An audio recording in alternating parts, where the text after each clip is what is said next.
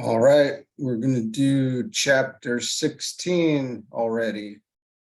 And today's the imparting of the secrets. So we're still talking about the initiation ceremonies and how it's broken out. And today we're moving into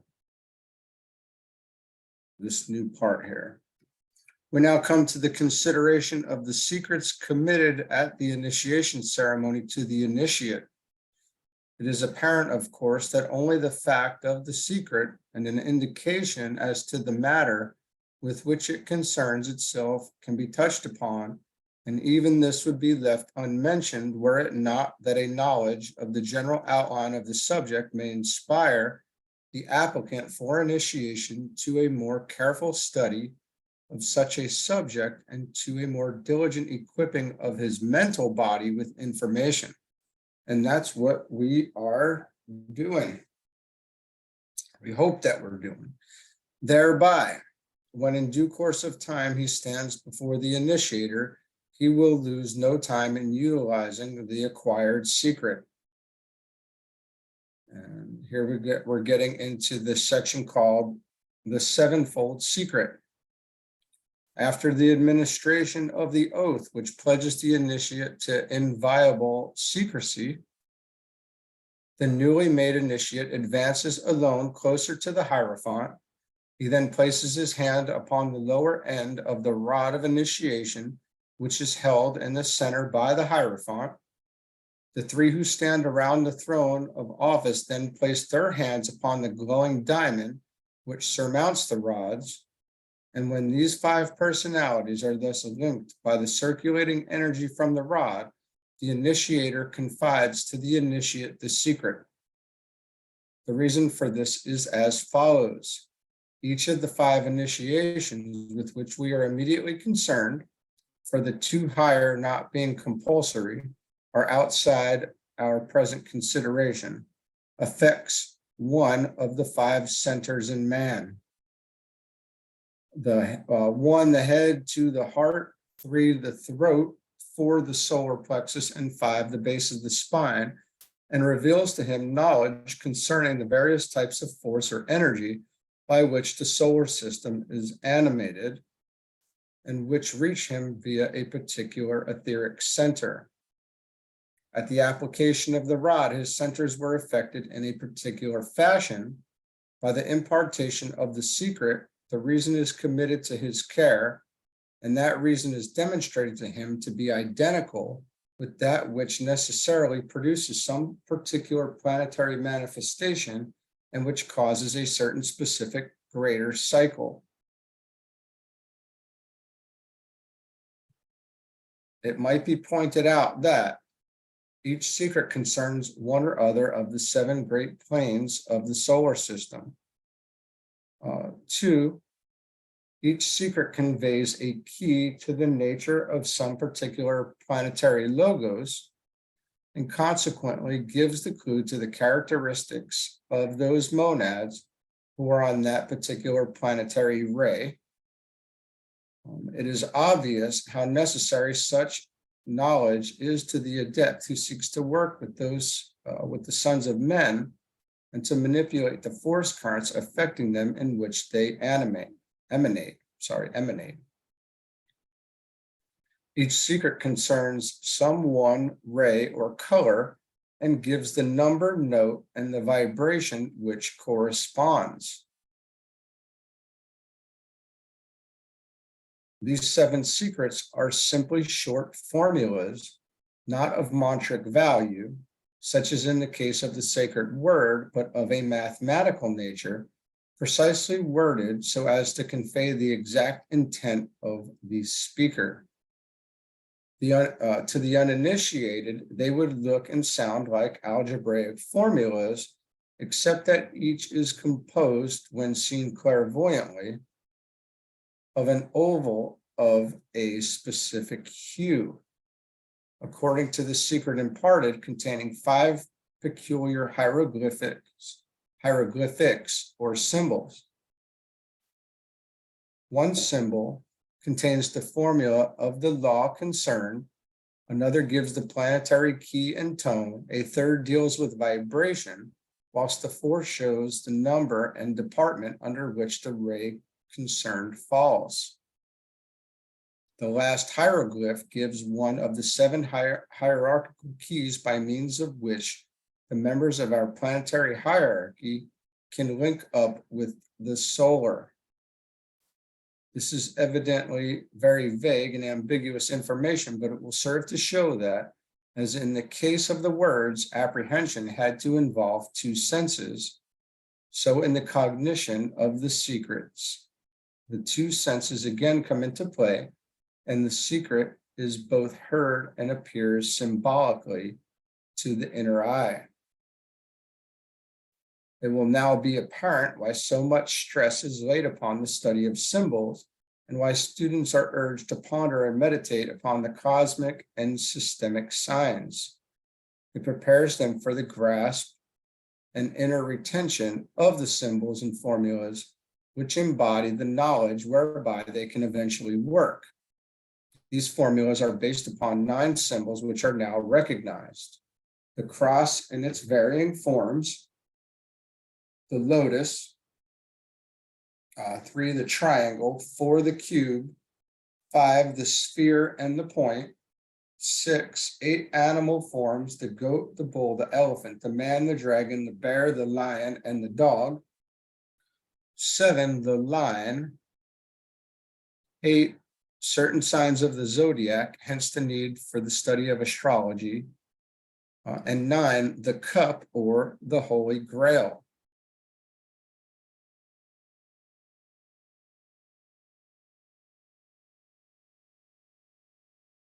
All these symbols allied, interwoven, or taken in part are combined to express one or other of the 7 secrets.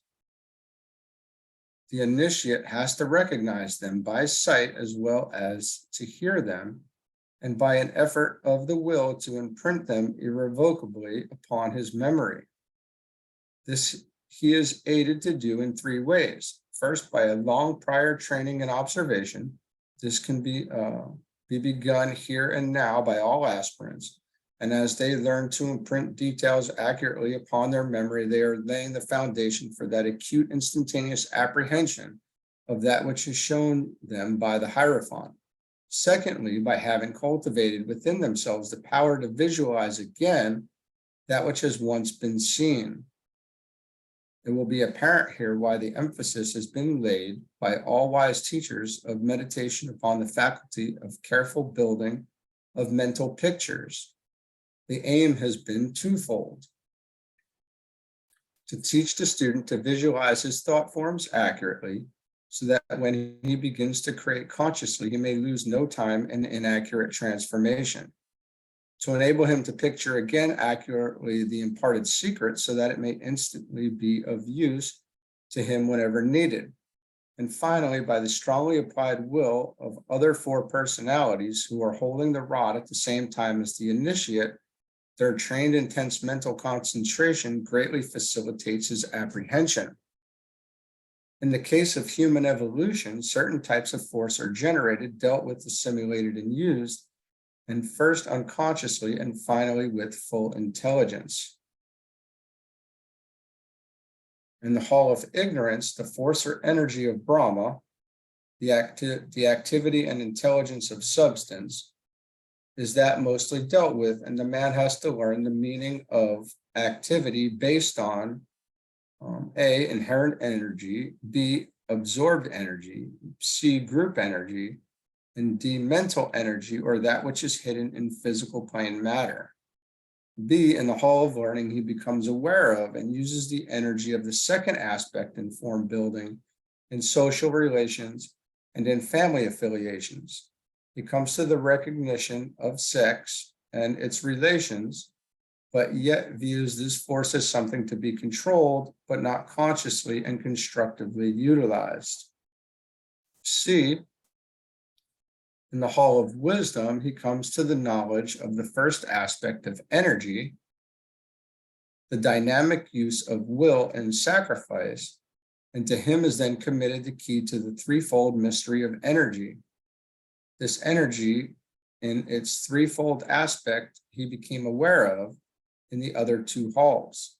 At the third initiation and at the fourth and fifth, the three keys to the three mysteries are given to him.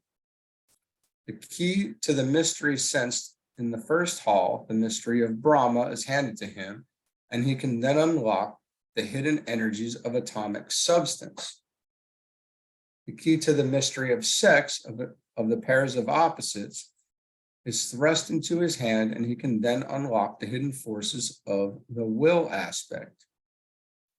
The dynamo of the solar system is shown to him, if it might be so expressed, and the intricacies of the mechanism revealed. And now we're on to the three solar mysteries.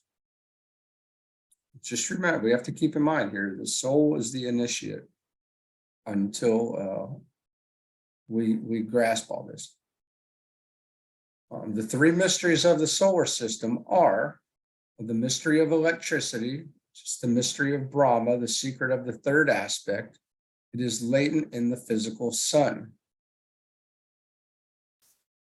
2 is the mystery of polarity, or of the universal sex impulse, the secret of the second aspect. It is latent in the heart of the sun, or the subjective sun. And 3 is the mystery of fire itself, or the dynamic central systemic force, secret of the first aspect. It is latent in the central spiritual sun. And now we're getting into their sequential revelation. The secrets as imparted sequentially to the initiate are roughly 3 in number, though within them may be found lesser mysteries which are earlier revealed. At the third initiation, the first of the 3 fundamental secrets of the solar system is imparted to the initiate immediately after he has taken the oath. This we might, for lack of better term, call the secret of electricity. And I think the secret doctrine calls it the secret of Fohat. It concerns the phenomena of the dense objective manifestation of the logos. It would be wise here for the student to remember that the 3 planes of the 3 worlds, physical, astral, and mental, form the dense physical body of the solar logos, whilst the 4 higher form his etheric body. Students are apt to forget that our 7 planes are the 7 subplanes of the cosmic physical plane. This has a very definite bearing on the secret of electricity. This is why the secret is not revealed till the third initiation and is prepared for by the impartation of 2 lesser secrets which concern the physical and astral planes and which are imparted at the first 2 initiations by the Bodhisattva. Electrical phenomena are scientifically recognized as dual in nature, but the inherent triplicity of electricity is as yet but a matter for speculation for modern science. The fact that it is triple is demonstrated to the initiate at the first initiation, and the secret of how to balance force on the physical plane and thereby produce equilibrium is revealed to him at the first initiation. This secret likewise puts him in touch with certain of the builders on the physical plane, that is, on the etheric levels, and he can then produce physical plane phenomena should he deem it wise. This he seldom does, as the results gained thereby are practically unimportant, and he wastes not energy in this manner. The worker with the evolutionary force, the workers with the involutionary forces, the brothers of darkness, employ this method for the startling and the enthralling of the unwary. Not thus work the brothers of humanity. The secret of the coherence of the atom is revealed to the initiate, and he then is in a position to study the microcosm under the law of correspondences in a new and illuminating manner. Similarly, through this revelation concerning the densest part of the logoic body, he can ascertain much concerning the previous solar system and the facts anent the first round of our scheme, and the facts about the first round of our scheme. This secret is also called the mystery of matter. At the second initiation, the secret of the sea is unfolded to him. And through this revelation, two subjects of profound interest become clarified to his inner vision. They are the mystery of the astral light and B, the law of karma. He is, after this, in a position to do two things without which he cannot work off that which hinders and thus achieve liberation. He can read the Akashic records and ascertain the past, thereby enabling himself to work intelligently in the present, and he can begin to balance his karma, to work off his obligations, and to understand how karma in the three worlds can be negated. The relation of that hierarchy of spiritual beings who are connected with the law of karma as it affects man is demonstrated to him, and he knows with firsthand knowledge that the lords of karma are no myth or symbolical units, but are highly intelligent entities who wield the law for the benefit of humanity, and thus enable men to become fully self-conscious and self-reliant in the occult sense, and to become creators through perfected knowledge. At the third initiation, the secret of Fohat, so the secret of Fohat is given at the third initiation. And then the mystery of the threefold body of the triple logos is his, and the why of the phenomena of the dense liquid and gaseous bodies of the Supreme Being is unfolded before his amazed vision. The two secrets previously imparted and the knowledge which they gave having been utilized, the initiate is now in a position to profit by this greater revelation and to understand somewhat the following facts. 1, the creative process of thought form building. 2, the transmission of energy from ego to the physical body via the force centers on the various planes. And 3, the uprising of Kundalini in its geometrical progression and its vivification of all the centers. By the knowledge thus imparted and the progress which the initiate has made in the study of the law of analogy, he can comprehend the manipulation of the same forces on a vastly larger scale in the planetary scheme and in the solar system. The method of development in the 3 earlier rounds is revealed to him, and he understands practically as well as theoretically the evolutionary process in its earlier stages. The key to the lower 3 kingdoms of nature is in his hands, and certain ideas about the subject of polarity, of at-one-ment, and essential union are beginning to come within his range of consciousness, only waiting for the 4th initiation to complete the revelation.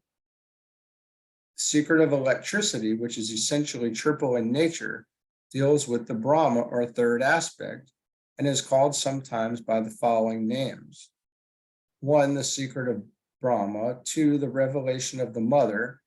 3, the secret of Fohatic force. 4, the mystery of the creator. And 5, the secret of the 3 who issued from the first solar system.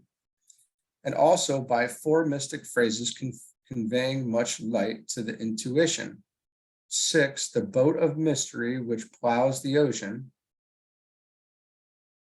7, the key to the divine storehouse. 8, the light that guides through the triple caves of darkness. And 9, the clue to the energy uniting fire and water.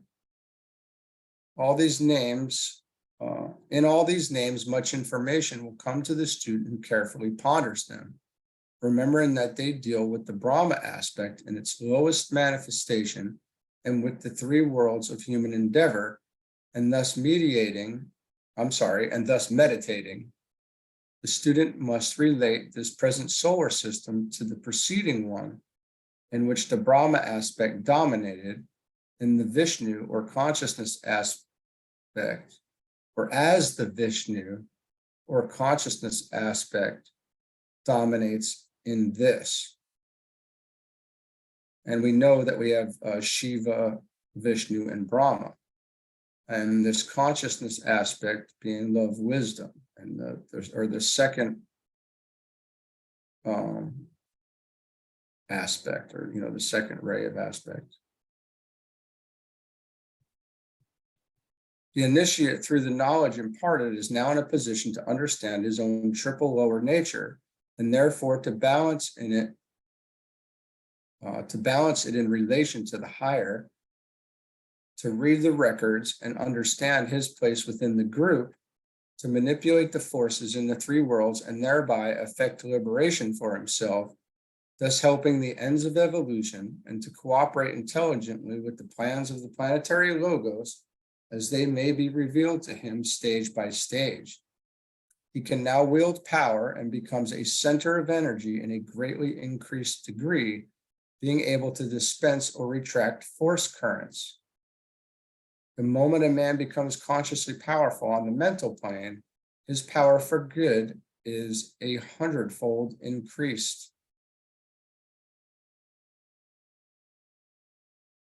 And that's something to really keep in mind there. And it should be a selflessly motivating factor to dedicate our lives to this work, essentially, because the more we change ourselves, the more then the world can begin to change, and that's not selfish. It's the opposite. At the fourth initiation, another of the great secrets is revealed to him.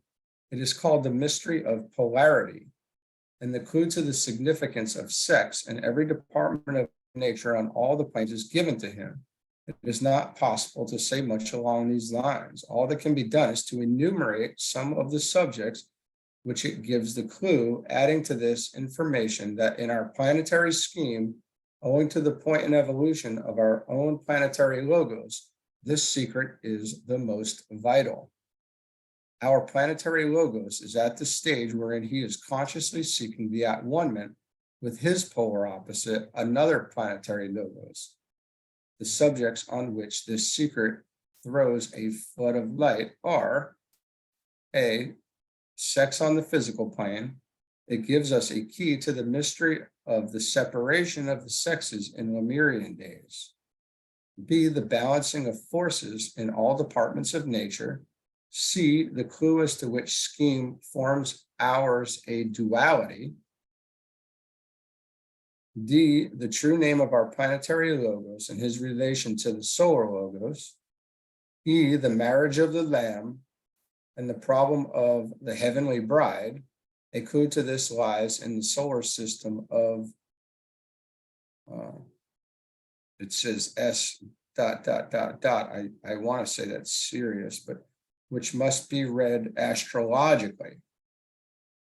And F, the mystery of the Gemini and the connection of our particular planetary logos with that constellation.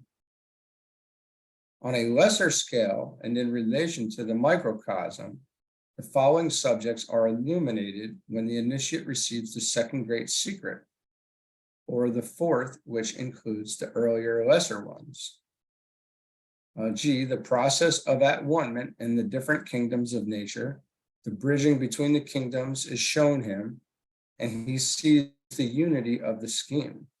H, the method of egoic at-one-ment is seen clearly revealed, and the antakarana is shown in its real nature, and having been thus revealed, is dispensed with. I, the essential unity existing between the ego and the personality, is seen. And J, the relation of the two evolutions, human and deva, is no longer a mystery, but their position in the body of the heavenly man is seen to be a fact.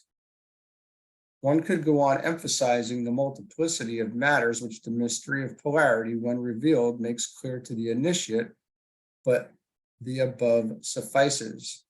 This secret concerns primarily the Vishnu, or the second aspect.